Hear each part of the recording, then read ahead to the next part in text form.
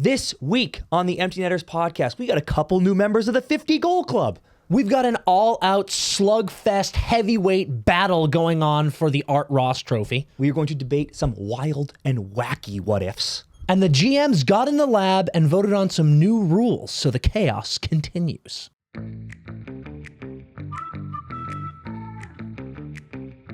Ice is ready, and we are back with another episode of the Empty Netters podcast. Holy hell, the league is out of control. The playoff race is mental. New rules. Chaos consumes us all.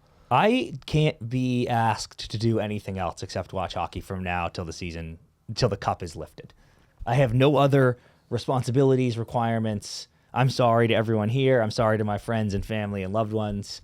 I'm busy. You're saying nothing wrong, my friend. Yep. What's really funny is usually I like to let playoffs start. Yeah. But with what's going on in the East, I'm sorry, it has already started. Playoffs are here. We've got to lock in.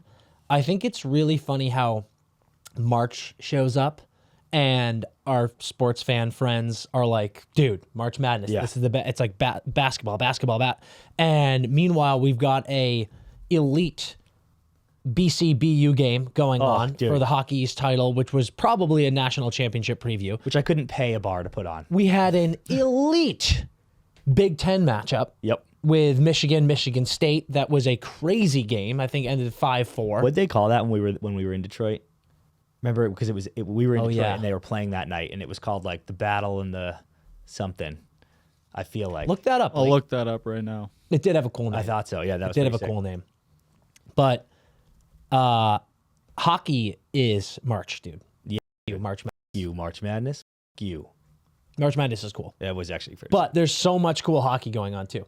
And yeah, man, this is just insane what's going on. Great time. Super excited. I do want to quickly talk about college hockey. Yeah. I just think this is something that has been known. I tweeted this, and I'm not breaking news here, but something has to be done, dude. It is crazy how impossible it is to watch and enjoy college hockey. And if you like college sports, something I really love about college sports is the chaos. You watch March Madness right now. You watch college basketball. I actually might like college basketball more than basketball because you've got guys just airballing threes. Yeah. Making bonehead plays. Yeah, there's just mistakes. It's awesome. It's Same with League World Series. College football. Kickers are missing more than 50% of the time, it feels like. And college hockey is, I don't think there's that many mistakes. It's just pure chaos because there's so much goal scoring. Yeah. It's just such insane talent out there on the ice. College hockey is better than it's ever been. There's more incredible teams than there's ever been. And the fact that we haven't matched that with the coverage is devastating. Listen, we're in Los Angeles. I get it. But when I go into a bar, a sports bar with probably 25 TVs on the walls, the fact that they can't get the Hockey East championship game on, that's crazy to me. That's like the SEC championship game in football. Right. But as you well know, no one's watching. Like no one cares. There's a reason they can't get it because no one. I know, but that's what we got to change. Agree. People start caring by putting it on more. Yep. Yeah. We're in a bad region for it. I believe that game was all over New England, but right. Yeah. Because it was on Nesson for sure. Like, yeah. It was like, yeah. We'll get that. That's part of our no Buckie, so we'll get into that in a second. And do you know what the Michigan State Big Ten championship game in NCAA Division I hockey was on? No. Big Ten Network. Like, come on. Give me a break. I got the name of the Michigan State-Michigan rivalry. So it's called Duel in the D, and they play for the Iron D trophy. I knew there was some alliteration involved. Yeah. I got us on battle, but it was duel. Yeah. So okay. Yeah, I really wish there was more of an emphasis on, and there are people doing it. Mike Grinnell, hell yeah, G. our boy, is doing it, getting more exposure for the game. Bucci's been doing this forever, but it's like, God damn it, man. College hockey is sick. These kids deserve to have their games on TV more. It deserves to be more of a spectacle. I know on campus, people go crazy for it. Clearly, as we just said, we were in Detroit. The entire city was like, after the Red Wing game, you're going to the doing the D game, right? And we were obviously, like, oh, yeah. So I want to just keep banging that drum. Watch more college hockey. You know the Chick-fil-A's like, eat more chicken. What is it? No, eat more. What is the ad? More. It's cows, right? Yeah, I think their whole thing is cows are saying eat more chicken because so they don't want to be eating themselves. Yeah, watch more college hockey. We need that ad. Yeah, agree. We've got a ton to talk about, tons to go on. Before we do, I just wanted to give a quick shout out. So we're New England boys. Always love hearing great stories. This is a sad story, but we want to pay respects. A really amazing member of a community in New Haven, Connecticut, Pete Corbett, recently passed away due to cancer, which is obviously devastating. But we wanted to give a shout out to Pete and his family because, like we said, as being New England guys, Pete was a unbelievable member of his community for so many different reasons. But a big one was the sports world. Yes. This guy was just involved in youth sports in so many different levels. Single-handedly saved this amazing lacrosse facility in the area from going under. So and awesome. It's now where everyone plays indoor lacrosse in the winters, and they have tons of youth programs going in and out of there. But he was involved in basically, it seemed like, every single sport and just helped so many people in the community. So, and a tremendous athlete in his own right. Absolutely, yeah. I think he was bringing home championships all the time at his local golf and tennis club. Like, what a legend. Yeah. But yeah, Pete, just one of these guys that lost way too early. He was too young, so handsome, so athletic, in great shape, in great health, and cancer's just the worst. So the worst. Empty your place. Universe, empty your place today. Yeah, absolutely. So we just wanted to send some love to the Corbett family, to Pete's amazing kids, and just give a huge shout out to Pete because we need more people like Pete in this world who are just going to bat for the community, going to bat for sports and just people in general. He just did so many good things for his family and friends in his area and just in life in general. So tons of love to that family. Let's get into our No Buckie Warm Up because there's tons going on. Yep. Take me there. Well, since you were on college hockey, let's hit that first, the Hockey East Championship. Dan and I got to go to several bars in LA. We did a bar crawl of getting turned down of watching the Hockey East Championship. And that was awesome. Didn't order a single thing at any of the bars. They'd be like this, can we get the game on? They would say, oh, let me check. No. Would you like something? We're like this. No. Good day. Leave, new bar, repeat, go home. So we go home, pop on the game, and ho-hum. Everybody that's ever been on the Empty Netters podcast scored a goal for BC. It was an Empty Netters fest, dude. It was awesome. Incredible. But, dude, I'll tell you what. You said finals championship preview. We'll see how the bracket shakes out. Two unbelievable teams. BU got the best of them in the Bean Pot earlier this year, which fucking matters big time to those kids. I know if you're not from New England, you don't know that, but, like, that matters. That you could change your whole season. BU tagged them up 4-1. Pretty good. And in this game, BC gets the better of them. So the grudge match is going to be in the tournament, which is fucking exactly how it should be. I will say, I'm praying to God we get it. Imagine if it's the final. I need them to play each other in this. Yeah, because they could just never. Someone could lose, right? Absolutely. I actually thought BU was the better team through two periods. Did you? Yeah. They were vastly outshooting BC. They were. BC's are just power play merchants, and good on you. Like, we always joke, like, oh, Sam Reinhardt's got 1,000 power play goals. Who fucking cares, dude? You scored. So BC was like 4 for 4 on the power play to start the game through two periods, and that was the difference. But those count. Stop taking fucking penalties if you're playing the best power play in the country. So it's going to be an awesome game. Cutter had at least one, if not two, much of assists. Celebrini had one in the loss, thank God. Always fun to see that kid score. He's a stud. But our boy Will Smith, dude. Smitty, dude. No freshman ever has scored a hattie in the Hockey East Championship. And they still haven't because Will Smith had fucking 4. Yeah. Thank you very much, dude. Including like a no-look backhand empty netter, which all count. Bang. Yep. Dude, goal scorer's goal on the first one, kind of bouncing off somebody. Yep. Sick pass on the third one. But that fucking nip job on the second goal, worth the watch 1,000 times over. Oh my God, yeah. It's unbelievable. Also, I want to give a shout out. We've been pumping the Rangers tires. Boy, do they have a player in Gabe Perreault. Shit, dude. I mean, good Lord. He was just snapping passes around the ice, vision 100 out of 100. And then Want to give some stick taps to his checkerboard tape job. Yeah. I was going to point that out, too. Yeah. I thought it was crazy. tape. I got a closer look at it. I think he colors that in. He drew that checkerboard Do you think all of the sticks on the rack are like that? Or you think he has like a different design for everyone? Ooh, Is like interesting. pre-game, is he like, no, boys, I can't play sewer. Gotta, get the Sharpie going. I've got to get my chessboard. We got to ask Will about that. We if it's do. checker every game. Because I could see, like, I'm on a bit of a heater, checkerboard, couple games, no goals, draw something else. I think I have seen him do a different design. Yeah. Not very recently. I think it was like the start of the year. So I think it's like his thing. Like he does like something different on his stick. But I'm curious, like, so that game he used the checkered one. Is every stick checkered? Yeah, right. Or you just have a bunch of different designs just to throw goalies off? And honestly, it works. Really?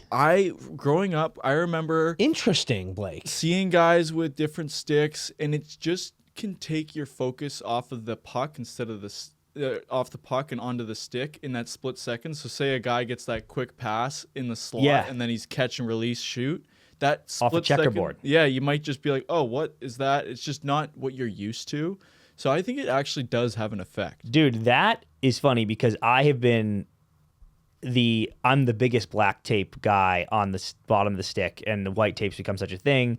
And a lot of people, including you, I'm pretty sure, are like, it doesn't matter. But I've talked to goalies, and they're like, yeah, it's harder to see it on the black tape. Like, period. It's harder to see it. I don't say that at all. I just think black tape is dust. I mean, I mark my tape. Like but it just, you should have black tape. There's like a legitimate benefit to having black tape down there versus just white tape. Like, legitimate. But that's interesting because if, like, you know me, I don't give a shit how much I'm getting chirped for my on ice swag as long as I can be custom job. If I can start drawing shit on my white tape and you're telling me that's going to work too, then I'm actually kind of interested in that now. We need to get Gabe to do one of those swirly things. Just start hypnotizing. Yeah, dude. Like, are you shitting me? I might do this, dude. Yeah. I love it. It's a great move. Anyway, you said it a lot at the top. We don't need to go more into it, but absolutely electric games in the Big Ten Championship, the Hockey East Championship. Cannot wait for the tournament. So anyway, Dan, you said a lot of that at the top, but sick Big Ten Championship, sick Hockey East Championship, and Selection Sunday was last night. So the bracket is out, and I want to just run through it with you super fast for everybody. Well, the best thing about this is our dreams are potentially coming true because what we said earlier is there is an opportunity for BC and BU to meet in the final. Okay, amazing. Which is just like so great. So fantastic. So great. But, the bracket, we'll post it, but the bracket's exciting. There's a lot of teams in here. UMass getting in, I thought, was a little surprising. Yep. But they lose? They gave someone a bid in the semis of hockey. Like, they played pretty well against one of those two. Yes, they absolutely did. BC or BU. Maine being back in this shit is so unbelievable. Awesome. But I mean, we've got great like BC, Michigan Tech, Wisconsin, Quinnipiac, Denver, UMass, Maine, Cornell. Like, that's a fun group. Yep. And we're getting a round one North Dakota, Michigan game. That's electric. And dude, Michigan State being in the same region is intense. Like, we might get a duel in the D in the second round here. And then scroll down for me, Blake. This is it. Yeah. He was just behind the camera. What's really exciting is, like, there's a lot of sick ass like history here.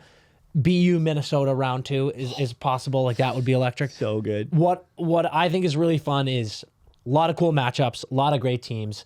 I'm excited for us to do more coverage on this thing. Yeah, agree. Like, I really want to dial into this because the Frozen Four tournament is just as awesome as anything else. So, and hey, shout out Brookie and Party. The four of us and with me and Dan do this. We do a bracket challenge every year, and we call it the burrito bracket. Yes. And the loser or the winner gets a free burrito from Chipotle or Qdoba from all three losers every year. Yeah. So if you're looking for a fun game to play with your friends, the burrito bracket bonanza is a pretty good deal. And what do we got here, Blake? Is that the 28th? Is that the first game? Yeah, 28th is when it starts. So Thursday. Yeah. We're in it, dude. Yeah. Who's your biggest snub? Like, what's a team that you would have liked to see here? The one team I think of is UNH. I mean, I know they had a big fall off in the second half, but that whole first half was amazing. UNH and Maine. Like, you just would see them at the top of those rankings every week. I feel like it's biased, but that was my answer. Like, I just thought when I said Maine being back in gets me so excited. The beginning of this year, I was like, dude. UNH and the Whittemore Center are going to be back. I mean, you know what I mean? Like, Yeah. Just like that area is going to be back in this tournament, and it fired me up so much. But the fact that we got Maine is awesome. Scroll down real quick. There you go. Yeah. Either way, this is just going to be great. So we'll keep everyone dialed in, because like if we're going to bang this drum, we got to be a part of it. Yeah. So here we go. And fill me in. So you get in if you win your conference, obviously. Yep. But then how do the other spots get determined? Is it a voting, like? It's all at large bids, and you're right. It must be.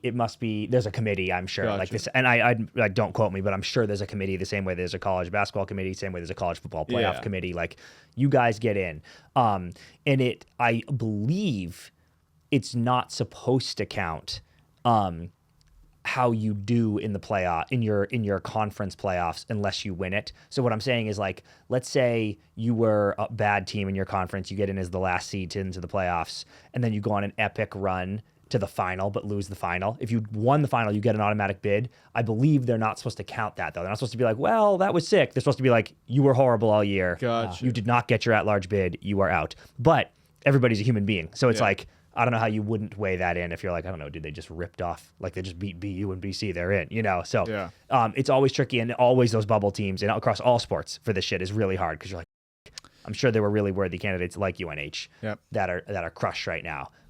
But it's a long season, and you got your way to get in. So, all right, next thing I want to hit, Dan, really quickly is Kuzi returned to the Caps. Yeah. And they did a video. And it occurred to me watching that, because, dude, I don't like the Caps particularly. I don't like Kuzi particularly. I don't like the Canes particularly. I mean, I'm not saying I dislike any of those things. I'm just saying, like, I'm not a huge Caps or Canes or Kuzi guy. But I was about to cry watching that. And it occurred to me that some people have that when the military dad is on the big board, but then they're actually there and they run out on the field. Those videos get people. These videos get me. Watching an athlete return to a place he played a lot of his career and showing him a video and watching him react will literally make me cry. Man, I hear you. I think I also agree. I do think the return videos are getting a little out of control. Too long? We're getting a lot of thank you videos for guys who played for a team for like 2 years. And I'm kind of like... But Kuzi's not one of these. Of course. And I think we need to chill a little bit on... I think we need to set requirements. Yes, Dan. We need to set you need to have played X amount of games for said teams or hit X amount of points for said team. Won a cup. No. Yes. I think if you won a cup on that squad... Dude, I really don't think... Because there are guys who are... Like, if Thomas Caberlet got a welcome home from the Boston Bruins, that's absolutely ridiculous. What about, like... I think it's games or points. Well, no. There has to be a cup caveat, but I agree there's a cup caveat with points, playoff points during that cup run. Yeah, okay. So, like, you know, if Rich Peverly had come back to the Bees right after, I'd be like this, boom. But that's also like Pev's played for the Bruins. I know he played a little bit too long, longer, you know. But not long enough certainly to normally warrant. If you're a 1 year rental and you only played that season and in the playoffs, you need to have at least 10 points in the playoffs. Double-digit points in the playoffs during the cup season, you can get a thank you video. Yeah. I accept. And win the cup. And win. If you lose, and you're then dead. I think, okay. I accept. And then I think it needs to be either if you lose, you get a either video, 400 games or 300 points for said team. 400 games, it's like 5 years, right? Yeah. 5 healthy years. I accept. I think that's fair. Yeah. So back to Kuzi. Totally agree. Unbelievable. Also, it made me happy that I think there were a lot of Caps fans who that at the end there were getting a little frustrated with him. And they're like, get him out of here, man. Yeah, right. And that hurts my heart because he was so good for them, gave them so much. And it makes you, when a player goes through a tough stretch or there's a weird falling out, you kind of just want them gone. And I'm really happy for Caps fans that they got that moment of like, oh, we love him. Yeah. We love Kuzi. Did you guys see when Ovi tripped him? Oh, yeah. Dude, call me an old parent attitude right now, but that was scary. Like, that could have hurt him. Yeah. It's like, I know I sound like a fucking idiot right now, but it was so funny. Yeah. Like, it was like, I think it was after a play or something. Like, the whistle had gone, the play was dead, and they're skating by each other, and Ovi just, like, sticks his skate out and, like, clips. A masterful job. Masterful trick.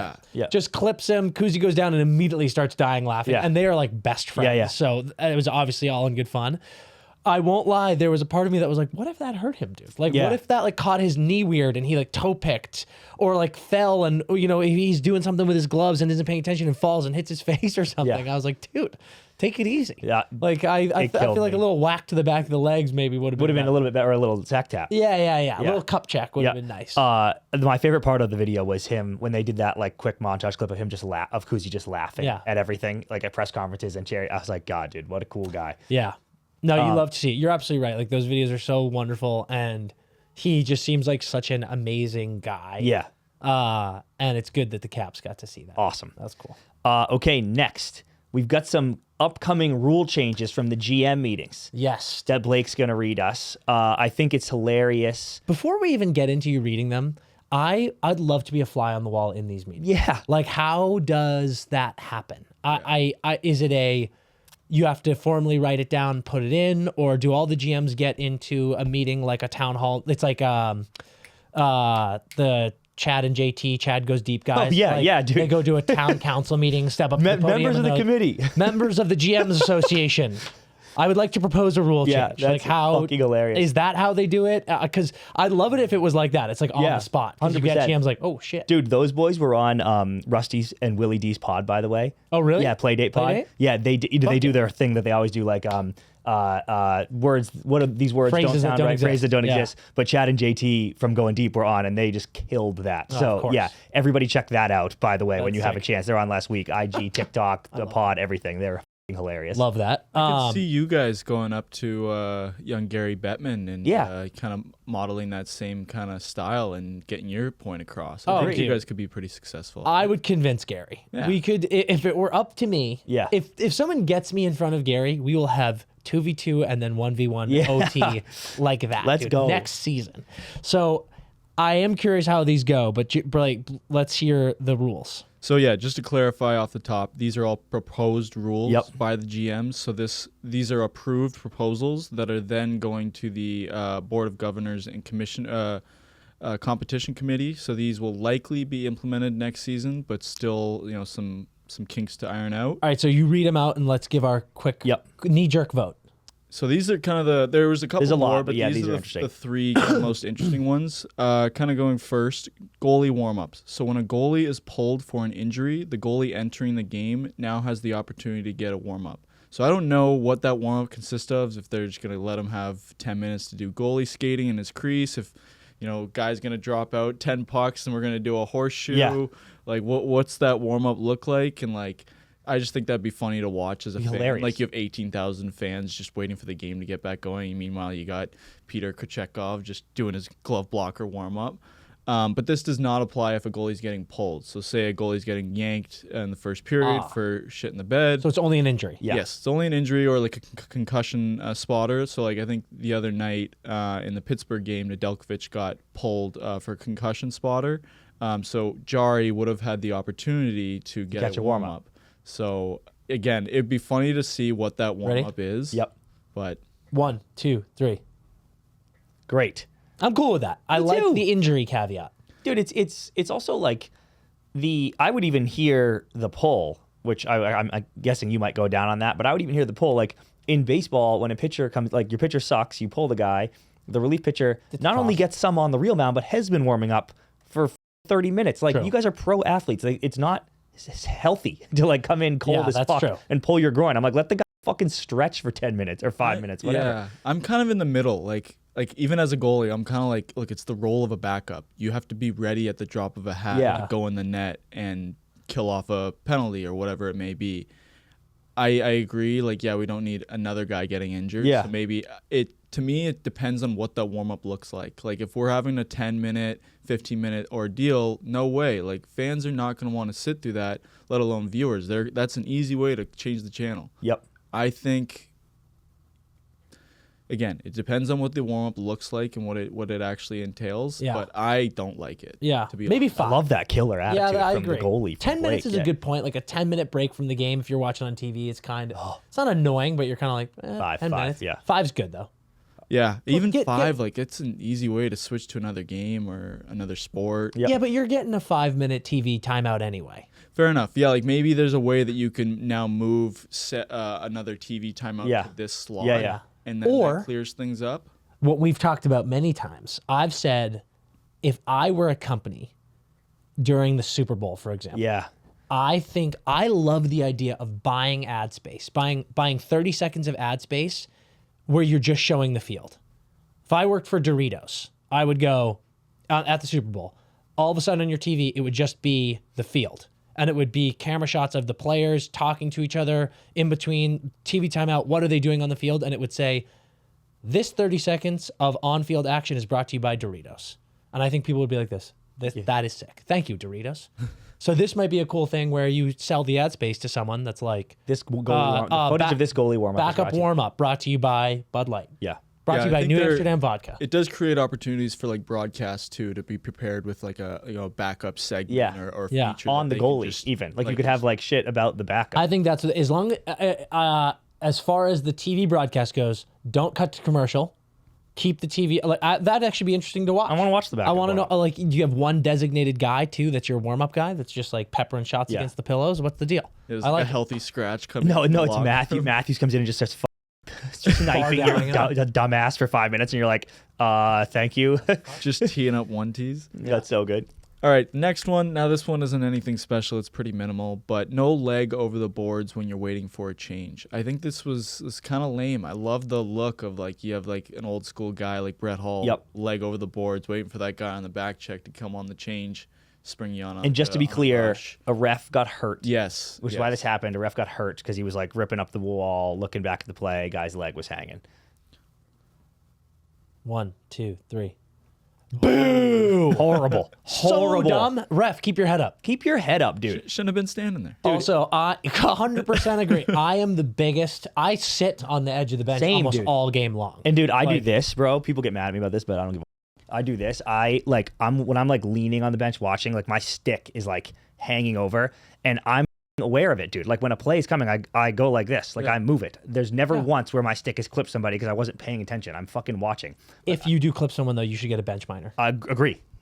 I remember a ref one time in I think it was roller actually, and I was like giving it to him for not like being lazy and not making penalty calls, and then he starts chirping at me and giving me warnings for having my stick over the boards and being like, "I'll give you a penalty if I see that again." It was such like a up. get off your power trip, Dude, my favorite. This is kind of related, but like I love the on the fly change. Yeah. and I think it's awesome that you're jumping over early and like guys are still on, and it's like if you jump on early but the puck comes, you're like don't touch it because like you know the guy's still like that's a cool part of hockey to me. And not that this is taking that away, but I just don't want anyone touching anything about the coming in and off the bench. So Yeah. hate it. I think now how this changes is instead of waiting for the change sitting with a leg over or sitting on the boards, you're now just standing. Yeah, or Which like your is- ass is even on the Yeah, bench. it's not I'm nearly sure as you can have cool. like a knee up. Yeah, As long as it's not hanging over. yeah. Yeah. I'd be surprised if they vote that one in, honestly. Well, Well, I think maybe they will it's, 'cause I of think the it's ref. voted. Well, and I'd be surprised. Well, that- didn't you just say that these are proposed and now the So now it's proposed. Now it's a approved proposal. Yeah. Now it goes to the board of governors and Yeah. competition committee, and they kind of vote on it. and they're decide. probably going to vote that yes because someone got hurt. Yeah. What's the third one you got, Blake? So third one, coaches can now challenge high sticking and puck over the glass penalties. If a team gets a challenge incorrect, though, they have to kill off the original penalty plus an additional penalty, so creating a full 5-on-3 penalty kill. So this is really putting some significance on the video coaching staffs. 1, 2, 3. Wow, I thought you were gonna go down. Oh no, man! This is like first step to getting this stupid ass delay of game penalty out of the game. Yep. It's so f***ing dumb. I hate it. Get rid of it. Yeah, we talked about this with Laz. I'm like potentially coming all the way around to like just get rid of the penalty altogether, which I don't know if that's quite what you're saying. Is that what you're saying? Like you don't want that penalty to even exist? I don't. And Like you should be allowed to I just think fire it it was. out. I think it was Laz that said. One of you two said, it prevents guys from just ripping it out and being like, lads. get me off the ice. And I hear that. But part of me is like, it's bullshit. Yeah. You can't do that. I mean, I guess what I was thinking is, man, I really couldn't figure out how I wanted to approach that. It's like, if you're hemmed in 5v5 and you just whip it, Yeah. you're staying on the ice. That's an icing. Whatever. Part of me is like, how is it different than that? Like, you're just getting a whistle. Like, make it the same as that. Yeah, you can't if I change. whip it over the glass, you can't change. I feel like Easier, I guess. Like, yeah, it just makes it a challenge to ice the puck successfully. So now it's not just. I've got get news rid for of you, it. dude. And like, I'm a plug. It's not I know what that you're gonna easy say, to yeah. rip it over the glass, dude. How many times do we see guys in the heat of game try to ice it and it flubs over their stick? Or you don't get it high enough and a guy gloves it down. Like, that'll still happen too. It's not the easiest thing in the world to just whip it Jesus Christ, to just whip it over the glass. But again, I get it. I hate it though. Yep. Because I just think it is such a... My whole point was, in the pace of the game, it is so easy to accidentally do that. Yeah. To accidentally get a little too much on the puck and you put it over the glass and now bang, power play for the other team, goal. Like, it ruins games, in my opinion. And so what I will say to tie a bow on this one is the high stick part of it too is amazing, because so many times it's like the guy's own stick. Like, you hit a dude's stick, his own stick hits him in the face, real time, ref sees stick go up, bang, blood, 4 minutes. And I'm like, that wasn't my stick, dude. Yeah. You know, so I love the challenge there. That's fantastic. And for the delay game, and I don't know how they're going to enforce the rule here, but this is what I was trying to say to you and Laz the other day. I know that if it's truly accidental, like if they you don't shoot call a it. puck and it hits my stick and goes out, I'm like, I don't know. But I would like to see this go away too. If I'm trying to go glass and out and I put it over, per the rules, obviously that is delay a game.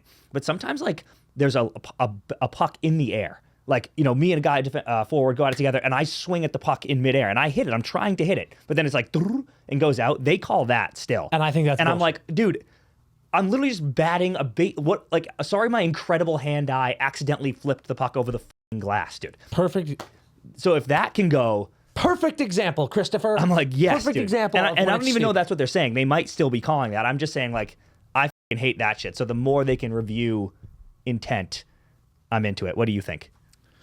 So wait, can we get a quick can we get a quick clarification on what this rule is? You just get to they're voting to be able to review delay of games and high sticking. So say this penalty It's happens. both. Sorry. Yeah. Go, So say, just, that's it. No, go on. Yeah. Go on. Give your opinion. I don't love it.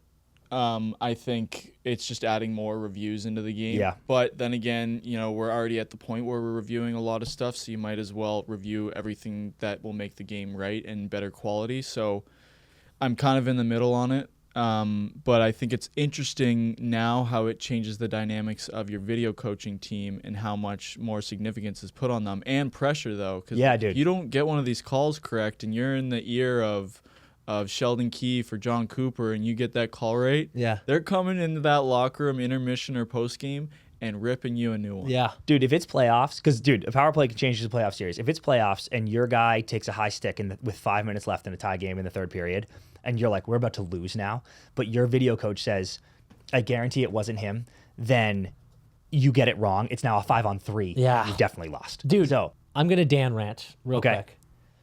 I don't like and this is not targeted at you, Blake. I don't like when people go, it's adding more reviews, it's slowing the game. Dude, this isn't football. yep. Hockey is fast as shit. Yep. There's not that many reviews going on. And what I love about reviews is the more reviews, the better, dude. This is it's a You just mean in terms of accuracy, though, right? yes, it's a court system. We are doing Get it right. We are doing a court system. It drives me nuts when teams lose important games because of a bad missed call. This removes, hopefully, that element. The insane missed tripping call against Noel Acciari in the Bruins Blues Stanley, like, that was one of the most egregious missed calls of all time that directly led to Boston losing. Yep. The Stanley Cup. Put in crying stuff. But it's true. Yep. And if we can get rid of more of that shit with a quick Get it right. review, hell yeah. If it's and quick. then also, I love the ramifications of it. You can't just willy-nilly challenge everything. Yeah. I mean, 5-on-3 man. is a killer. Going from a Yeah. 5-on-4 to a 5-on-3 if you 2 get minutes, that dude. wrong. Yeah. And Blakey, you're so right. If you're the video guy and you're like, challenge this, and you don't get it right, and then you're a 5-on-3, you're getting I'm fired. whacked Yeah. to high heaven. Yep. Yeah. So and the I- players would be pissed at you. Yeah. Yeah. Oh. So I love it. You know what's cool? This will lead to this because this drives me insane in the NFL when receivers like drop a ball clearly.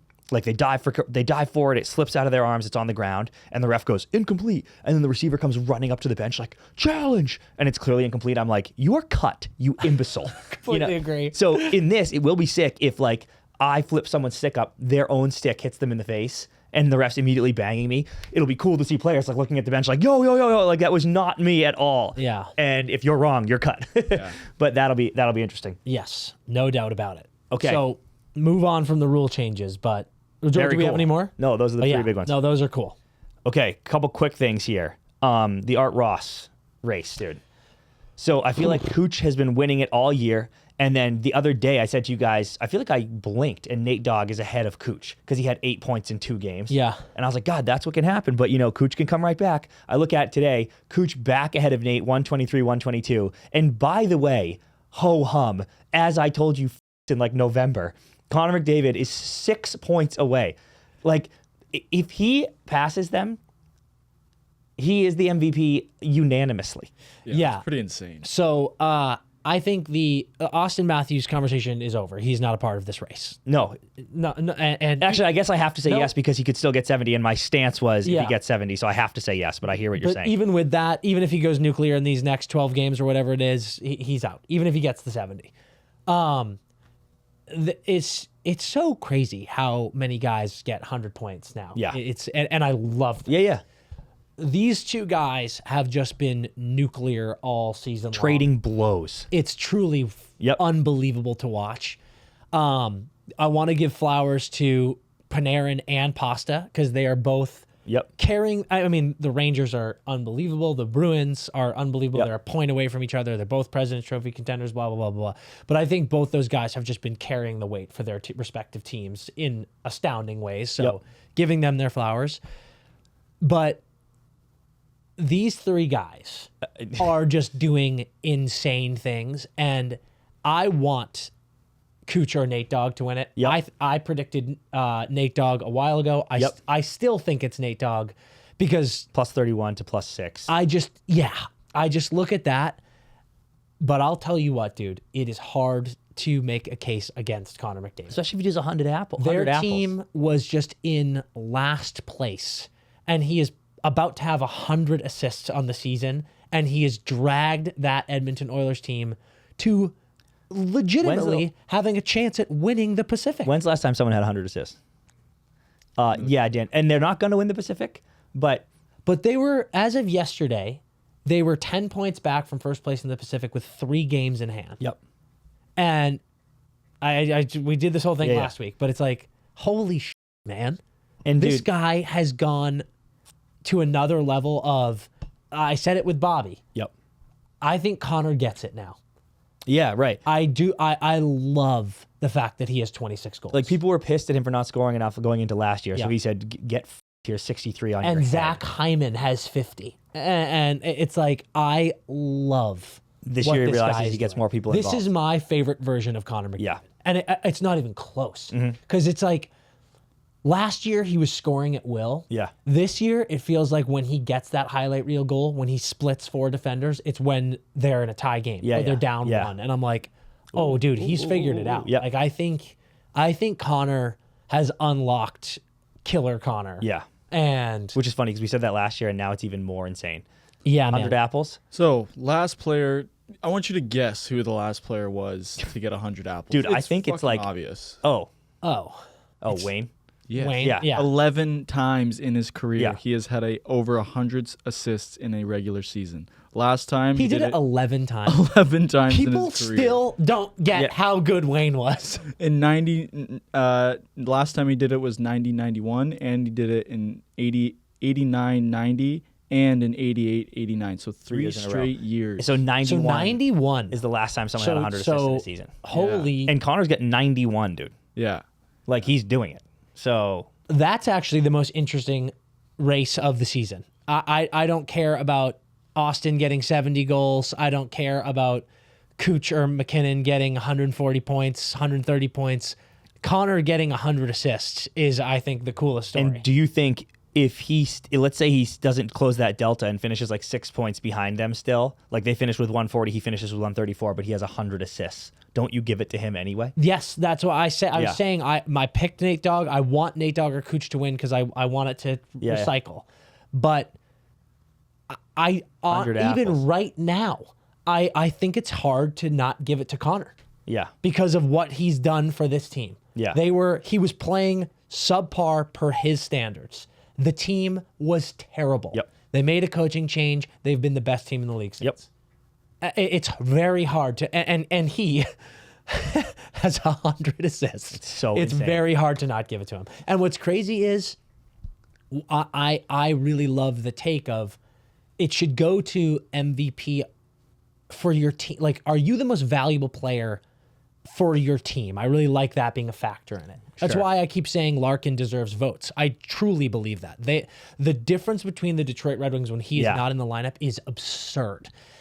And holy hell, Connor McDavid is doing everything for this team. Right, because if it was just best player in the league, you'd just give it to Connor every year. It's crazy. Okay. Yeah. It's crazy. Also, no one sleep on Quinn Hughes, my boy, with 80 points right now. Yeah. Also, Kale. I was going to say Kale. Yeah. But like, Quinn, dude, are you kidding He's the man, me? dude. He's the man. The man. Great segue into defenseman, Dan, because this is a cool thing I found. Yeah. A forward defenseman duo has factored in on the same goal. Okay, you with me? Over 300 times. 3 combos ever. Gretzky and Paul Coffey for 350 goals, which is cool because most of them were on the Oilers, but some were on the Kings too. Bobby Orr and Phil Esposito, Sick. 306 times. And a new duo, 300 times. Just joined the club. Do you know who it is? Yeah, because I know who found this stat. Yeah. shout out Justin, Kopi and Dewey. Sick. Yeah.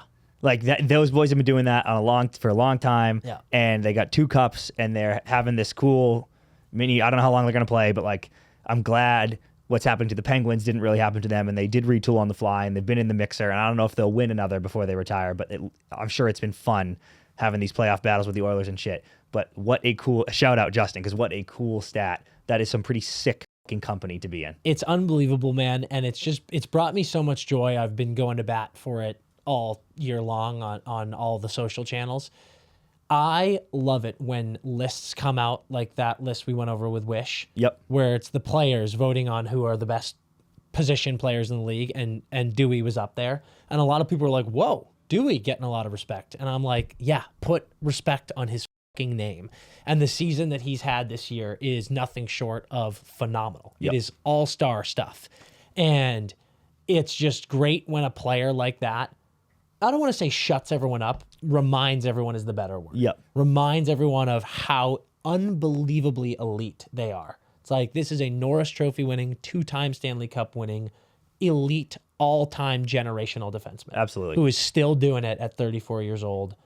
It's honestly better than he has in many of the recent years. Yep. Like this guy just loves the game and is such a good player in every single way. And It's dude. awesome. Yeah. And dude. Just an even better dude. So Fucking love huge stick taps to them. Yeah. What a cool accomplishment. I hope they might pass. Well, actually, maybe I don't hope because I love Bobby Orr, but I hope they pass they those might, boys. dude. I mean, Like, certainly if they play another I year think that together. both But of them have at least a couple good years. Yeah, Kopi's got 2 more years under his. He's got his extension kicking in next season. Yeah. So. Yeah. hell yeah.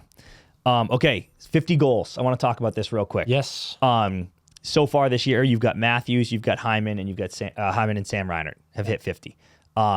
Certainly looks like Nate Dogg and Pasta have a bit at it. Yeah. You could say Panarin, Cooch, and Point have a slight bit at it. Well, Panarin has just as good a bit as Pasta and Nate Dogg. Nate's got 44. Pasta's got 44. Bread's got 43. Kuch has 41, Pointer has 41, and then we're down to 10-ish games left. So like, so it really feels like Pasta and Mate have a legit shot. And certainly Pasta, right? Like goal scorers, And guys. based on how he's scoring this year, Brad definitely has a shot. I mean, he's not the first name off the board with goal scoring in all of the years in his career past. Yep. But this year, he's really tucking it. So first thing I want to say to you, and shout out Blake, thank you for these stat pulls. Reinhard was traded from Buffalo for a first and a prospect. Yeah. And now has 50 fucking goals. Like good prospects. Yep. But it's just insane that a 50 goal scorer was traded for that 3 years ago at the age of 25. Yep.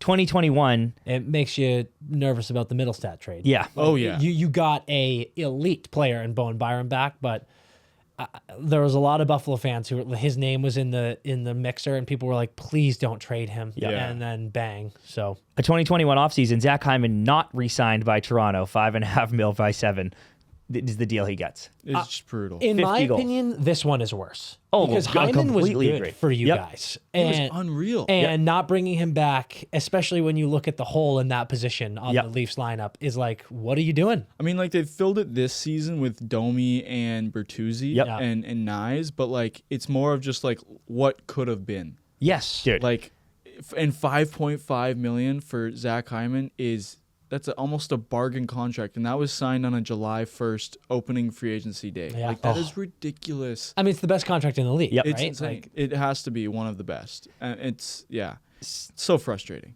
So massive regrets there. And then this is what I wanted to bring up to you guys.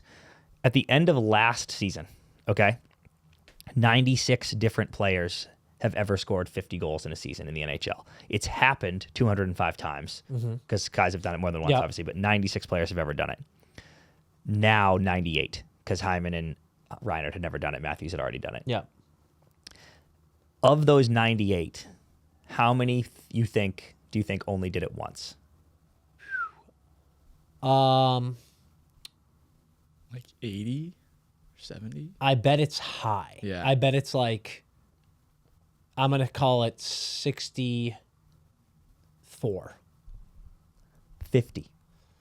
So it's about half, which I thought was going to be way higher. You know, I was like, oh, wow, there's going to be a bunch of guys. But, dude, the more I thought about it, I was like, no, not totally true because the guys, it was just so much scoring back then. Like the guys that were kind of big scorers, like you were doing it a handful of times. yeah. Or you just don't really sniff it. Like, you know what I mean? Like there's a few really funny examples. Like some guys have never scored 50 but have 60 once. Yeah. Or, you know, and you're like, the fuck, dude? But it made me think like, and Kreider, who has become like a significant goal scorer in this league, but I don't think he'll ever sniff 50 again. Like he's going to be a 35 goal scorer. I wonder what he has this year. I think it's mid 30s, but like, I don't even know if he'll get in the 40s again in his career. I think he's a 40 guy. Like Maybe. But it's funny because he was a 25 guy every year for 10 years. Then he scored 50, and then he became a 35-plus guy. So my question to you guys was going to be, and this isn't a knock at all, I'm just curious what you guys think. Do you think Hyman and Reinhard are candidates for the one and dones? Like, wow, what a year and congrats, and no one can ever take that from you, but you will never even come close to 50 goals again. I don't, because Reinhard is 29, I believe, 28, 29. 28. I like think, 31. and on what a team he is. Yeah. And Who's got some big moves coming next year. Yes, and if he re-signs with that Florida team, playing with those guys for that much longer, I think it would be foolish to say he'd never sniff it. Hyman, I think, is a bit older. He's 31, right? Pulling that up right now. I think he's 31, and 31. that's still not old. No, you know? God, no. Better not be. Are they both candidates? Yes. I don't think it's a good bet to bet against them, though, because Zach Hyman had 80 or something points last year. Yeah, and I think he might have scored 40, 83 though. points. Did he score 40 last year? 36. 36. Okay, yeah. And I remember people going, what a flash in the pan that was. And then here he is now with 50 goals, and what does he have, 30-something assists? 23 assists. 23 What's the assists. most Hyman had goals? Or I mean Reinhard. Prior to this year? Yeah. I think it was... Reinhard, I believe, had it up. 73 points last year. Him and Verhaeghe both just had like dominant years last year. I think he had 73 points. But look that up. Hyman is going to finish with 80 points again, probably. Yeah. And you're playing with Connor and Leon. That's why I like him to do it again. G'day. The Reinhard one is a little bit, and again, we said this at the top of the episode, I don't care about this, but the year Kreider scored 50, he also had like 30 power play goals. Yeah. Like it feels like almost a carbon copy of like, oh wow, it all came together this It's year. also his shooting chart. Is like insane, you're yeah. looking at, it's like Same with I think Hyman, it's like yeah. 38 of his 50 goals are literally on the crease. Yep. And I'm Yeah. like, what? And no, I think the biggest thing that was crazy to me was like 200 plus shot attempts in that area. Yeah. It was crazy. So I think I'm taking Reinhard, but I think they both can do it. So Reinhard set a career high in goals in his first year with Florida, 21-22 with 33. Then the following year had 31 goals. Then this season with his 50 burger. But he set his career high in points in that first year with Florida with 82 points. Following year, 67 points. Now he's got a new career high with 83 and counting. Yeah. Nice. So yeah, and listen, hell of a season, boys. Interesting that they're both, and this is why I am just always so impressed with guys like McKinnon, Pasta, and Panarin, and Kuch.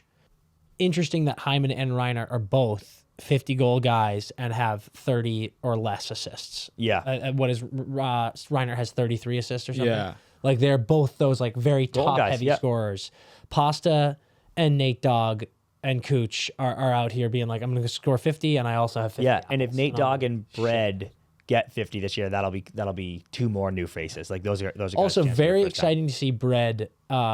People don't realize this. Panarin is about to get 100 points for the first time in his career. Dude, and he had never scored Isn't that more than surprising? 30. He like his rookie year. I brought this up on the pod a few weeks ago. He scored 31 or something his rookie year, I think he's 32 years and old. then like never scored 30 again. People were starting this year being like Panarin, Kreider, and Mika are getting older for that Rangers core, and Panarin's like, well, I'm having far and away the best year of my entire life. Insane. He would have gone over 100 in that shortened season. Yeah. But he's never had over 100, and he's about to do it now. I think if Nate Dogg gets to 50 goals and Colorado wins the division, I think he wins the MVP. Hart.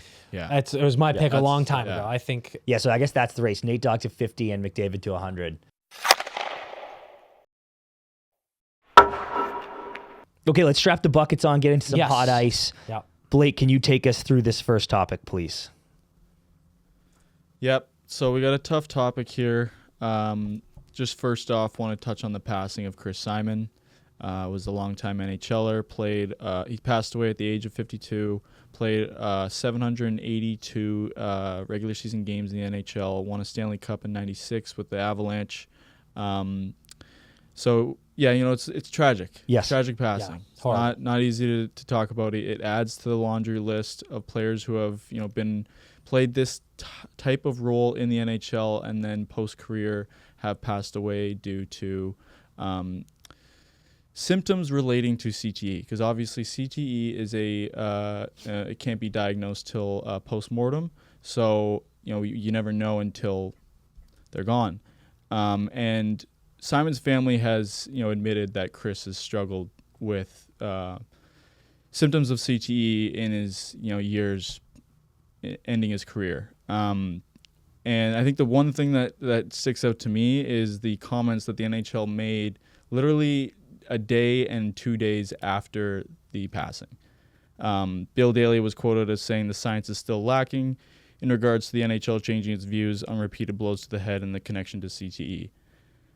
It's insane that these comments come one day after this. Yep. He's put in a tough situation, I'm sure. But I don't know. What are your guys' thoughts on the overall topic of CTE in hockey and how it relates? I think there's one thing to point on is this is a player that is from kind of the older Yes. generation, that older regime, Yep. where the game was pretty, barbaric and borderline messed up. Yeah. So, we're not going to see similar cases like this going forward, but it is still a point of emphasis to acknowledge and look at why did this happen? How did this happen? How can we make sure it doesn't happen? Yeah. On the one hand, there are so many people who have issue with the way leagues handle this stuff on the topic of the pussification, if you will, of sports. I give a ton of credit to the league for the rules that have been put in place to protect guys. Call me if you want, but I think it's great. I think there are so many people who try to pride themselves on like that take of going, oh, this isn't how the game used to be played. And I'm like, yep, that's true, dude. But guys also used to play without helmets, including goalies. And that is stupid. Yeah. So I think it's great that it's changing for the better. It's caring about people's health to a greater extent, and I think that needs to continue on and on and on. I can't believe comments like that. I think it's gross and crazy. I don't understand. People that think it's that don't believe in CT or what? To simply say the science is lacking is just, it feels like such a bottled polish and protect the shield response when I'm like, be a fucking human, man. It's, first of all, if someone and I'm not saying this is happening, but if one of your employers is telling you have to say that and you have to make that comment, fine. I think that's bullshit, but fine. Wait a few days. Yeah. Don't say it the day after this man has tragically passed away. So that shit, I think, is awful and needs to, the political response in regards to this type of thing, we're talking about people's lives, is so mental to me. Cut that shit out. I also don't understand denying the science of CT. Yeah. It's like people denying climate change to me. And you have your opinions, and I'll if you're a good person, I'll respect you no matter what your opinions are. We can agree to disagree on certain things. But I just don't understand it when people are like, yeah, the science isn't there. And I'm like, excuse me? Well said on all that. Completely agree. All I'll add on this topic is this. And I'm not an anti-fighting guy at all in hockey. I like fighting in hockey. I think people that see fighting and hear about stuff like this think that that's the issue. It's not. People aren't really getting concussions from getting punched in the face. They're getting their nose broke. It's barbaric, whatever you want to call it, but that's not really the issue. You keep your helmets on while you're fighting now so you don't fall and hit your head. The refs do a great job when helmets do come off and trying to come diving in, breaking up fights. We'll get to that point. Where this is happening is those fucking blindside hits to the head. And I don't want to call anybody out in the league right now. It's a very fast game. People drop their level sometimes. It's hard, whatever. But I'm telling you, as a former player in current beer leaguer, there are moments when someone's not looking and you can feel yourself being like, oh, there's that big hit. Don't do it, dude. You're just hurting people to hurt them. Like, literally, it's like a malicious act. And the league is doing a great job already. They're calling that penalty as much as possible. But it's like, my God, dude, if you want to get anything, if I had one genie snap my fingers, one wish out of the game, it's no one would get hit like that ever again. I don't want hitting to go away. I want people to get popped over the middle. We don't even see enough open ice hits anymore, in my opinion. But it's just hit them in the body, dude.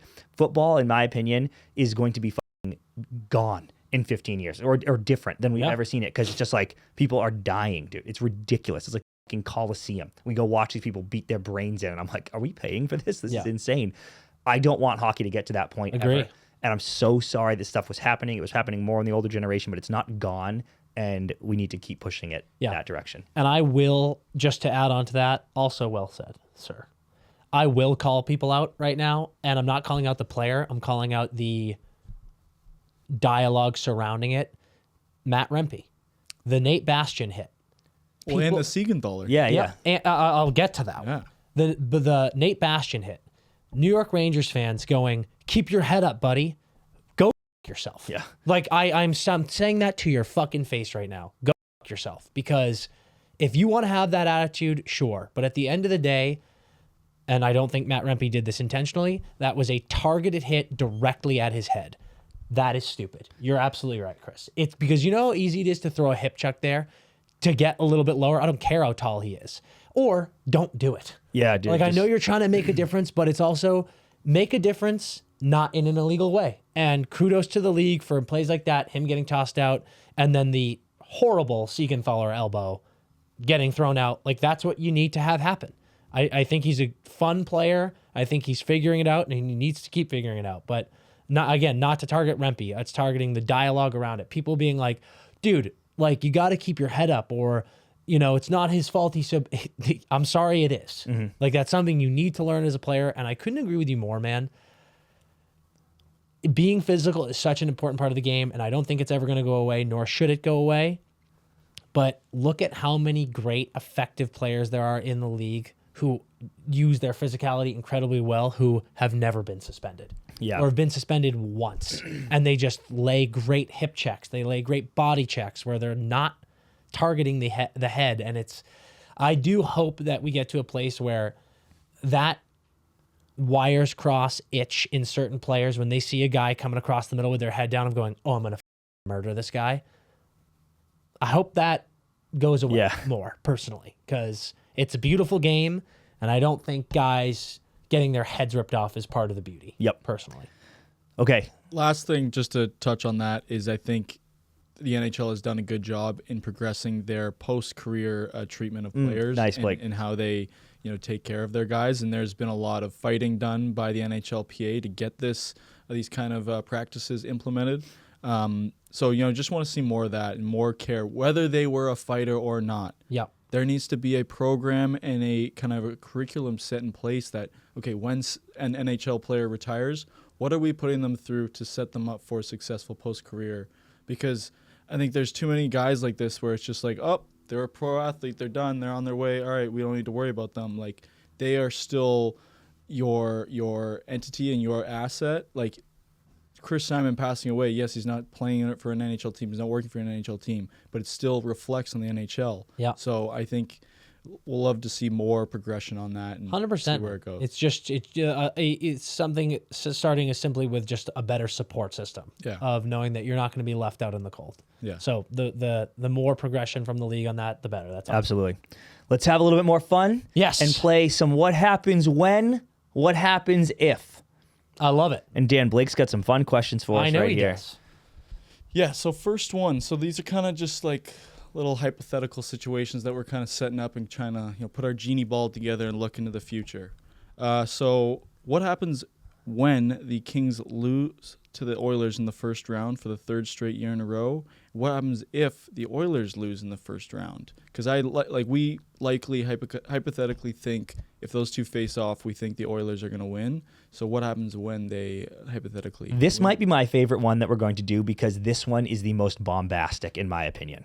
The Kings, we've been saying over and over, they were looking like, oh no, that core's dead, that core's aging out, and they are now in a full rebuild. Yeah. The core hung around a bit. Dewey and Kopi playing awesome. You bring in Fiala, Q's having a big year. That's this year, but you know what I'm saying? Like 2 years ago, they have that really good series with they make the playoffs, surprisingly. You're like, oh shit, the Kings are in the playoffs. They have that great series with the Oilers. It goes 7 2 years ago, I think. And then they lose, but it's like, damn, wow, we had them. Last year they play them. It goes 6, but we both agreed. Oh, they should have won. They should have won, and it was a step forward. Like, you guys played better. This looks awesome. You're really excited. Coming into this year, they start the year the hottest team ever, and I'm like, wow, man, the Kings are doing it. Go in that insane tailspin, coaching change, struggling, limping in here, like, or whatever. Vegas is kind of limping even worse, but limping in, aren't the team everyone thought they were. Here come the big bad Oilers again in the first round. If they get popped in 5, it is a massive step backwards, and I think you might even see GM changes. On this topic, this Kings team has been a disappointment this year. Yeah, starting in whenever that happened. No doubt about December. it. 2 things really, really disappoint me with this Kings team.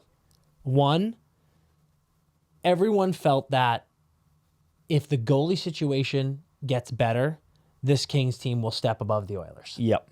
By game 10 of this season, the goalie situation was not better. Yep. And that includes Talbot playing out of his boots. Yeah, because that's not something you did. Correct. I think it is a massive failure of management to have not addressed the goalie situation immediately. And I you guys both know, I have been saying that on this podcast since October, since November. I've been saying Copley's not playing like they wanted him to. He's not the certified number 1 guy. You're getting bailed out by Cam Talbot right now. And good for you, but do we see that as a long-term solution? Absolutely not. So the fact that they all season did nothing about that, and then more importantly at the deadline did nothing about that. And I know they made an attempt, and Mark shut it down, but you also did that in the last day. Yeah. What were you doing the entire week? What were you doing the entire month? 2024, yeah. I think that's a massive failure. The other failure that I don't think a lot of people see, you don't see it until you look closely, or if you're not a serious Kings fan. This is a team that over the last 3 or so years has had the unanimous #1 prospect collection of young players in the NHL. And right now you look at it, and I think maybe 2 of them in QB and Spenny and maybe LaFerriere are still on the team.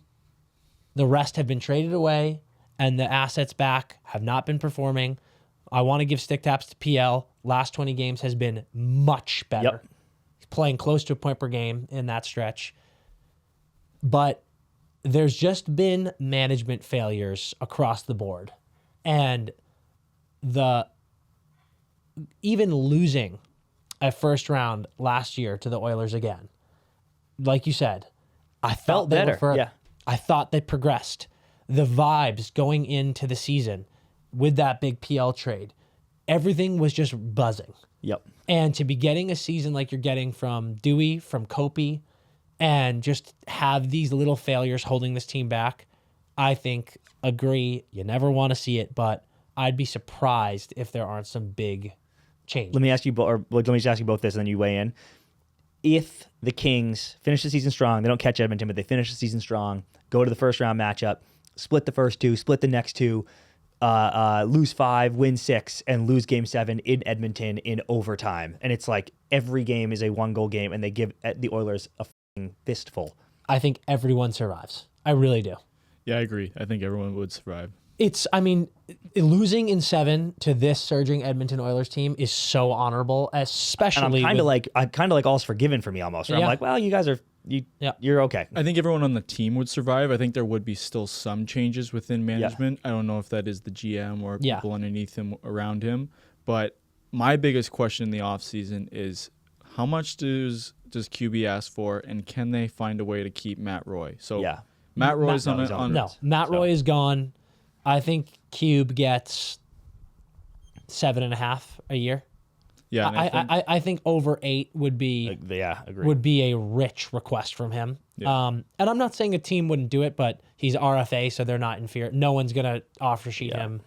I think 7.5. I think he signs 8 by 7.5, and I think that you're thrilled with that. Yeah, and I think with the cap increase, Kopitar going from $10 million to $7 million, Roy off the books, they'll definitely have the cap to do it. It's then where do they find the money to create the space for the goalie? Oh yeah, right. Yeah, I think it's very clear, and it's another management failure. If you are this Kings team with this team, and like you've got 2 years left here of Kopi and Dewey. That's it. Yep. Sorry. If there is not a significant trade made for a goalie, you're idiots. Like you are. I'm telling you this to your face, Kings organization. You are absolute morons. Yep. So figure that out immediately, and that's going to require a trade. You're going to have to lose a piece. Second half of this question. Yes, dude. So this one, bro, I love this so much. I've got a very hot take on this because don't forget, dude. Last year. Do you remember those pressers last year from the boys? Yep. Where they're just like devastated and they're like, something's going to change. You know, we're banging our heads against the wall. Like, I thought there was a decent chance, and obviously I was way off, but I thought there was a decent chance that huge changes happened in Edmonton last summer. Just because, and it was reactionary by me and them, but just that it was like, what are we doing here? Like, we've got the 2 best players in the league, and we can't get out of the fucking second. Or I guess they went to the Western Finals 2 years ago, but you know what I mean? Like, can't get over the hump, can't do it. And then they ran it back. And when they started the year in a disaster, I was like, holy shit. But then they obviously have pulled it together, the best team in the league. And I think they're a massive cup contender.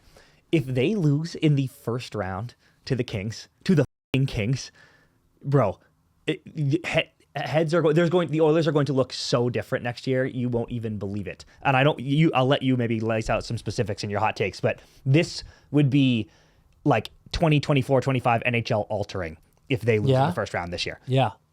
So I think the Oilers are one of the most interesting teams running.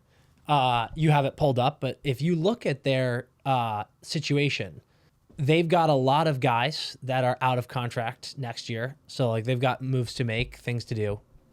Here's my big one. If they see the Kings in the first round, I do not think they lose. Me neither. I really do not. Yep. If the Edmonton Oilers, even with the slow start, lose in the second round or earlier this year, Leon Draisaitl has 1 year left on his contract after this season, which means this summer he is eligible for renegotiation and extension. Yep. If they lose in the second round or sooner, I think Leon Draisaitl, Matthew Tkachuk's himself, and demands a trade. Demands one. Yes. Oh, you think it's him? Yeah, that's what I Yes. question, because I think I would do it if I'm them too. Yeah. I'd be like this. You don't have to demand one, dude. Me Goodbye. too. Like, I don't think that that's off the table. Yeah, but not that let's it's his say fault. the I'm not Oilers saying go like that. this. I mean, we're not moving these two guys. I think Leon Draisaitl goes, it ain't me, babe. Like, Yeah. I'm not Connor. I'm not the face of the league. Yep. I'm not the face of this team and this franchise. Connor's got 2 years after this. Leon's only making 8.5. Yep. Leon is 28 years old, about to be 29. I think he goes, I'm out. I came here from Germany. I'm one of the best 3 players in the league, have been for the past 5 seasons. I don't need to be here. I don't need to be in Edmonton anymore. Yeah. Dealing with this bullshit media, Team. dealing with this bullshit team, dealing with these failures. If they lose in the second round or before, and the Oilers don't do it themselves, Yeah. I think Leon goes, hey guys, Same, I'm bro. not Same. I'm not re-signing here. I'm not doing this again. Trade me now, get a ton of value, but I want out. And I think he is well within his right Yeah, to do it, agree. and I think he should do it. Agree. All right. Next, hypothetical. What if? What happens when? What happens if the Islanders miss the playoffs? What happens when the Devils miss the playoffs? I think both are missing the playoffs. Ooh, okay. I mean the Devils are dead. Yeah. Sorry. I think the Devils are going to. I hate talking about people getting fired. yeah. I'd be shocked if Fitz doesn't get fired.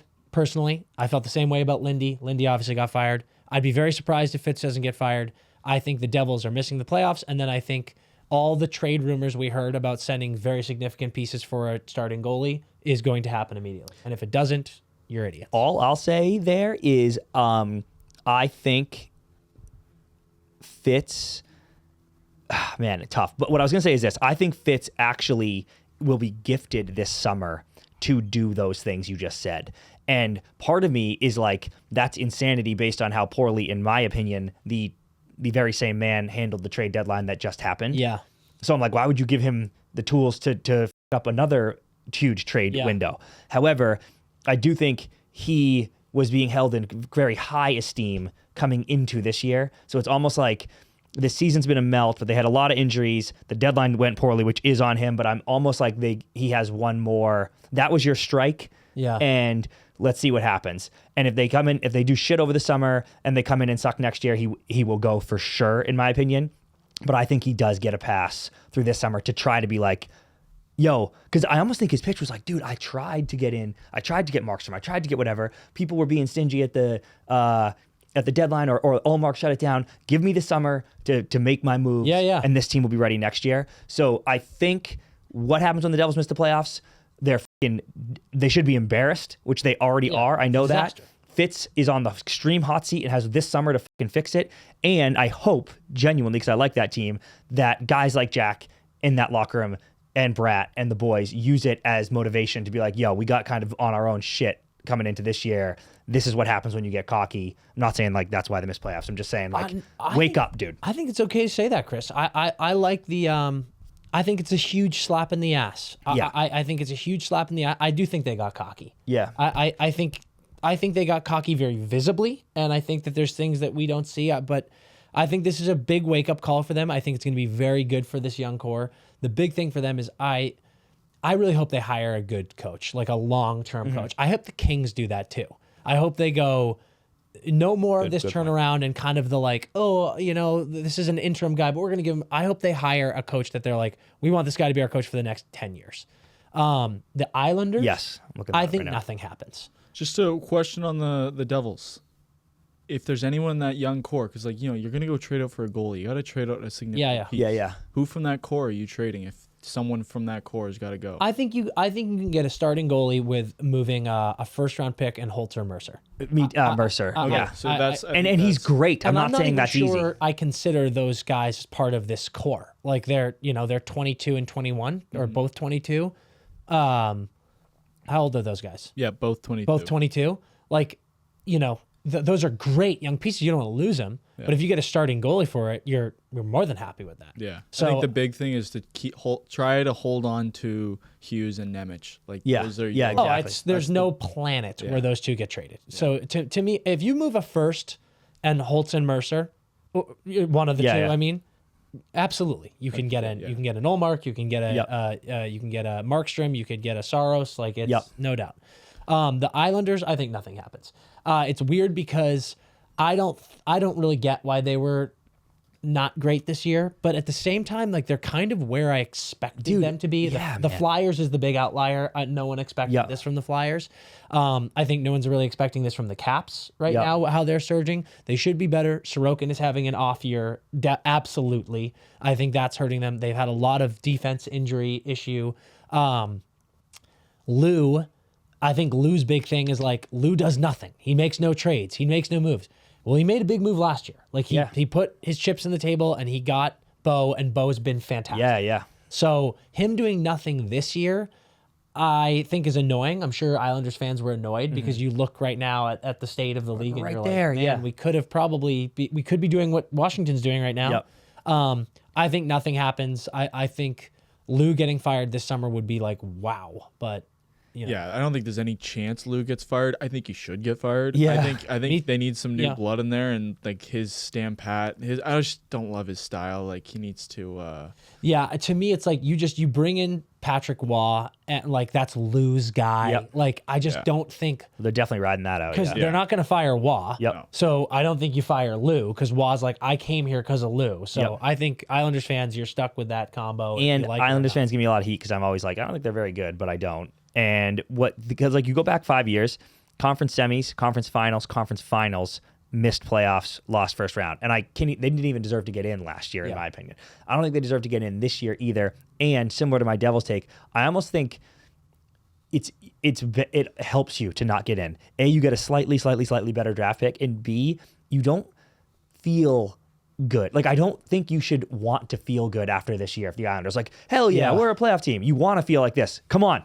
We got to be better. You want everyone in that locker room wanting to be better. You want everyone in management thinking we have to improve. You know, not that they wouldn't think that if they lose in the first round, but like, I don't want these guys being like, good job, boys. Good job. Got in again. I'm like, dude, you're not good. So dismissed. Thank you. One thing I could see them doing is trading one of Pulock or Pellish to try and improve their forward group. I think they have a good D core. But again, like we all said, we don't see Lou doing anything special. Yeah. All right, hit us with the next one. This one I fucking love too. What happens when the Canucks play Vegas in the first round? All right, stop there. Canucks lose. Like the Canucks are having the coolest season they've ever had. They might win the fucking President's Trophy. Quinn Hughes has 80 points. I know. PD's staying. They got Lindholm. If the Canucks and Vegas play in the first round, And they almost, because how many points do the Canucks have? They're at 98. Yeah. Okay, so yeah, the Avs and Dallas are right there, so it will be tight. But Vegas is almost certainly the second wild card team. So yeah, I don't see them catching Nashville. But then again, they could, but I'm just saying. they're only 5 points back with a game in hand. Anything can happen in the next 10. But I don't see them catching Nashville. I don't see Nashville cooling off that bad. You're right. How many games? Yeah, so I it's agree. tight. I think it's probably, well, I don't know. Dallas or Colorado Right could there, easily take. But just do it with the Canucks because of the season they're having if you catch Vegas. Yeah. That series goes 7 games. I think no question about it. I think that's just going to be a punch for punch 7 games. And then as much as I love Vegas's steal, I really don't know what I see that game 7 going. Also, Vegas, Aiden Hill just got injured over the weekend, so Oh, shit, dude, I didn't see that. Not sure what the extent of that injury And this is like but his 3rd injury in 4 months. Like he's knocked. Okay, there's a caveat. If Hill is out, Vancouver wins. Yes, but Demko's been out for weeks, and like I think he's gonna be. All reports are he's gonna be fine. But like, sounds very. They're like, Demko's hurt. If Hill is out, Vancouver wins. Let's say both goalies are in, everything. and fine. Stone's back. Yeah, But let's say what happens if the Canucks lose in that first round? I think nothing, dude. don't think honestly, and I don't think it's that big of a deal. Okay. Like, I think this. I said a while ago, this team's mentality is Western Conference Finals or bust, as it should be. They're a great team. They've been great wire to wire. But so many of them have never been in the playoffs. This is going to be very new for this group. If they lose to the former Cup champions who just loaded up and they get everyone back healthy, there's nothing embarrassing about that, dude. Great point, Dan. Completely and as agree. far as like what happens, you go like this. That fucking sucks. Yes. It's so unlucky that we caught, fuck you, Vegas, that we're dealing with this, but nothing happens. It's like, it is what it is. Like, that blows, but it is what it is. That's my answer. Yeah, I'm pretty similar because I agree. They're not embarrassed by any means. You're just devastated. Like, devastated that this season, this run, with the performances, individual performances you were getting from guys, from the goaltenders to the forwards to the defensemen, to just get popped in the first round to a very worthy opponent. But oh my God, not like it. And by the way, obviously we all think the Canucks are on the rise here, but maybe Edmonton wins the Cup this year. Everyone comes back and they don't can start 0-20 next year, and like, you're certainly not the one seed in the Pacific anymore. You know, maybe Vegas reloads big. My point is just like, you got to really, as a Bruins fan, I can say very confidently, you got to really take advantage of these years where you're one of the best teams in the league, and to just go out in the first round is fucking. If I'm the Kings, I'm dead ass throwing games and letting Vegas overtake me. Yeah, you'd rather Vancouver. Of course you would. Yeah, I'm like, you handle Edmonton. Yeah. Yep. Yeah. Last one. What happens if the Jets lose in the first round? Because, they're in that jam-packed Central Division. They just had a rough 3-game losing streak this past week. So they're likely going to play Dallas or Colorado in that first-round matchup. Yeah. So what happens to that team and franchise if they lose? I'll say this, dude. When they lose in the first round. Well, dude, hold on, because I will say, until that 3-game losing streak, it looked like they were going to win the Central. And like last episode, we said the first round matchup could very well likely be Dallas, Colorado, which is a fucking bloodbath in the first round. Yeah. Right now, certainly it's starting to break the other way, but as you said, 10, 11 games left, whatever. That's very catchable. They got a game in hand on Dallas. Like they could get back up there. I don't think you meant this. I don't think it's a steamroll for Colorado or Dallas, whoever catches the Jets in the first round. I would be picking Colorado or Dallas over the Jets, I think. But Hellebuck, we were just talking about this before you walked in, Dan. Hellebuck is having a Hellebuck year. And it's between him and Bob, I think, it's going to be the Vezina. The Vezna's locked. Hellebuck won the Vezina a month ago. I don't know, dude. Bob's numbers are crazy. Yeah, he won a month ago. But anyway, especially when you consider the division he plays in. Well, yeah, so he can steal that series. Like, I don't that blows for Dallas or Colorado if whoever catches them. I think it's not a walk in the park. I have a similar feeling to what you just said about the Canucks. No shame in losing to Dallas or Colorado in the first round, especially without home ice. But goddamn, dude, coming into this offseason, you're like, we're gonna lose Hellebuck, we're gonna lose Scheifele. No one wants to be here.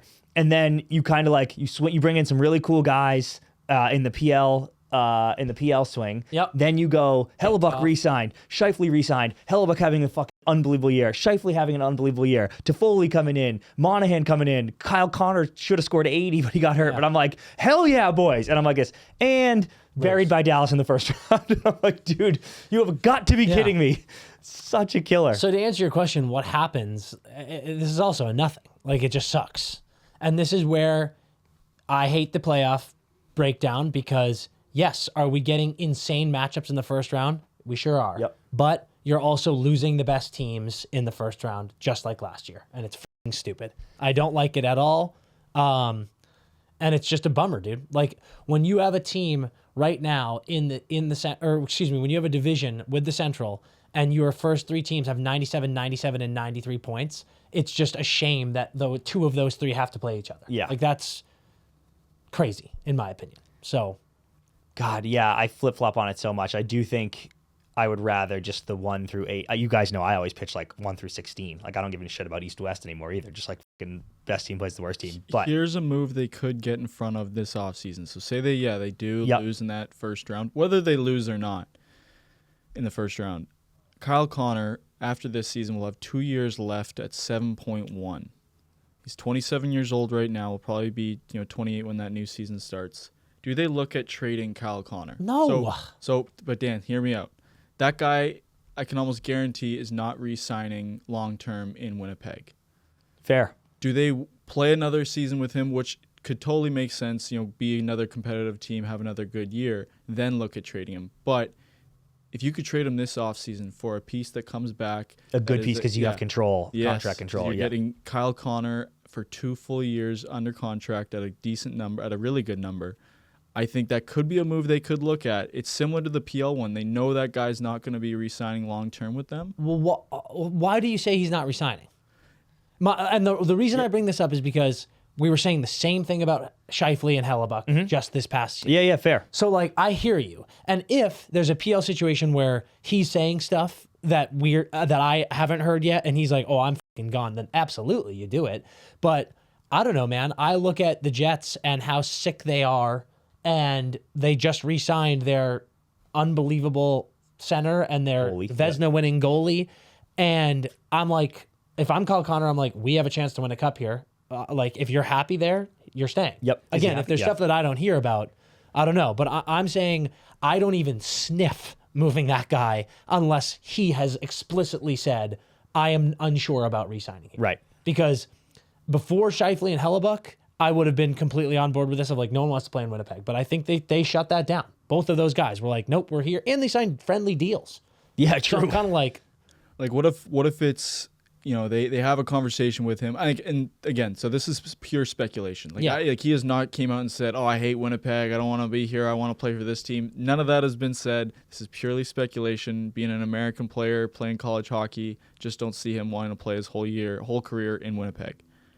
What do you think about this, situation in this offseason where they kind of go to Connor? He can't sign an extension this offseason, but they kind of talk to him and say, look, what does that number look like? What is that going to look like an offseason from now? They get some clarity on that, and they get some idea of, okay, if we did want to sign him, this is what his number is going to be at. What could we trade him for? Yeah. So I look at a team we just talked about, the Islanders. They always need goal scoring.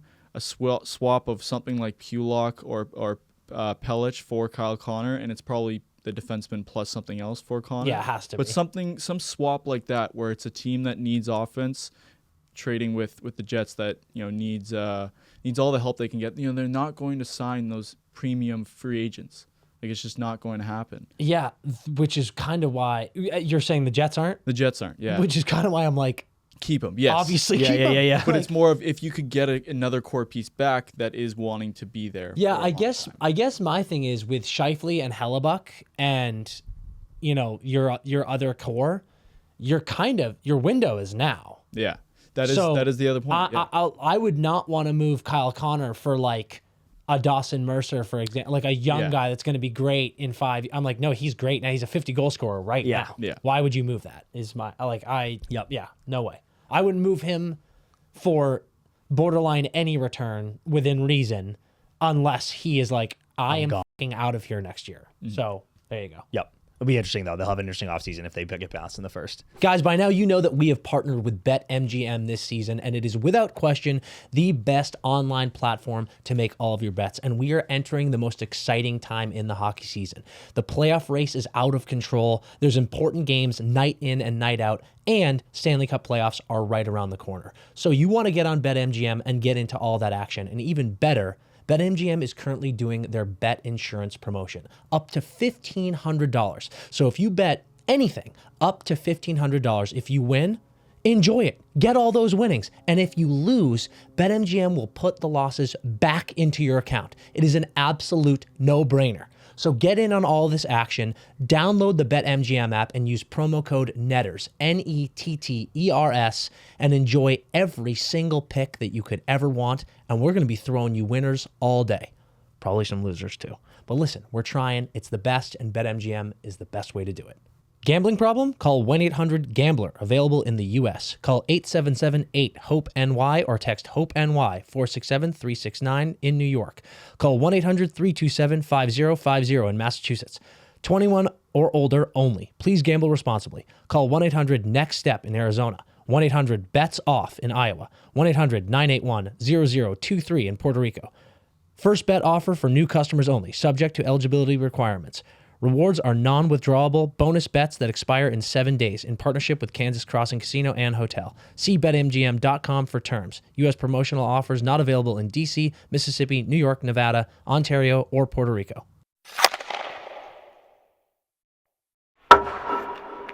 All right, we're doing overtime. Blake, talk us through some armchair GM. So last week's theme was players under the age of 23. Chris had a landslide victory, 31-17. Wow. 17? Yeah. So You're not good at this. Dude, I just said to Blake, I was like, it is killing me that you love this stuff and are so much better at it than me and know everything about this shit. But like even your picks are bad. You just keep getting so lucky. Hey. So Bum. the total score is 255 to 233. Run out of time. What happened last week? So you had Bedard get 2 assists. Raymond had 5 points. Mo Sider had 4 points, but Wyatt Johnston only had 1 assist. And Jake Sanderson had a big old goose egg. Yeah. You did get Lucas Dostal getting a shutout victory, so that was huge. But and then Chris had the Hughes brothers go off for him. Oh yeah, you had one good game. Yeah. So Great. the new theme this week is non-first round picks. Okay, Chris, go first. Okay, first, I have no choice. I have to go Kucherov. Absolutely, no question about it. I think I am going to. There's 2 guys that I really want. I think I'm gonna ride with my heart, even though this is stupid because Chris might be able to scoop this guy, but I'm gonna take Roman Josi. For my next pick, Canes did me good last week. I'll go Aho. I think I'm gonna go Braden Point. Let's ride the 50-goal guy. Give me Zach Hyman. I will go ahead and scoop. I gotta go Krill. I gotta go Kaprizov. All right, D. Give me Vince Dunn. Feel like this is obvious. Maybe hottest team in the league, Adam Fox. All right, let me close up my D. Give me Devontae's. I'll round out my group with Carter Verhaeghe. And then goalie, I feel like I've been stroking him all episode. Give me Hellebuck. Yeah. Give me Saros. Good one, Dan. Really good. They're firing. Good one. All right, and now it's time for Saucy Predictions, my least favorite part of the week. My favorite. Last week, or I guess 2 weeks ago, I shouldn't even have to eat this week. This is bullshit. I had said that Toff would have 4 points in 3 games for the Jets. He had 5 points in 2 games, but just not the 2 I said. He had no points in his first 2, 2 points in his net. That's it? What do you mean that's it? There's a huge glob of that on top. 2 points and then 3, so I got screwed. So I'll eat, but I want to protest this. What was your prediction that you missed horribly? I didn't miss horribly at all. Oh, yeah, you kind of got screwed too. What was it? Yeah, I think it was Detroit. I said Detroit would be in the playoffs above the Islanders, and they were. But I think I said they would be in like the first wild card. Yeah. All right. Here we go. Okay. Cheers. God damn you.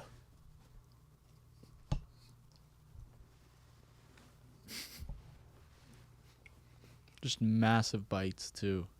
Just really get the sauce in there. There's no escaping it. Just marinate your tongue in ridiculous hot sauce. Oh, fuck. I think it was like 2 weeks ago I said, I think I'm getting better. Yeah, he did. And my initial reaction is getting better. But the build does get me. Yeah. It's like the side of the mouth. It's currently spreading throughout my entire mouth, and I hate it. Okay. I'll start and make my prediction. We said one of the cool races right now is if Connor McDavid will get 100 assists. He currently has 91. He has 3 games this week until next episode. Fuck. I think in these 3 games, Connor will have... Is 5 enough, or do I have to say 6? Yeah, 6. Come on! 5's okay. 5's okay? 5's okay. He'll have 5 assists in 3 games. Okay. Vegas is 4 points up from the Blues right now. It makes the entire body hot. I know. I start sweating. Fuck. My phone just moved, dude. Vegas is 4 points up from the Blues right now. They play at St. Louis tonight, part of a 4-game road trip. At Blues, Preds, Jets, Wild. All teams fighting for it. Brutal road trip. This is where Vegas locks it in. They go 4-0. Wow. Wow. Chris will be eating chicken next week. That is saucy. 4-0. Those are our saucy predictions. The eyes are watering. The tongue's swelling. Crazy week. Shit's getting even more intense. Stay dialed in. We love you guys. Stay tuned for all of these awesome interview episodes that are dropping every Monday. Check out Swaggy P that came out this week. We've got tons of more stuff. We're headed to Colorado.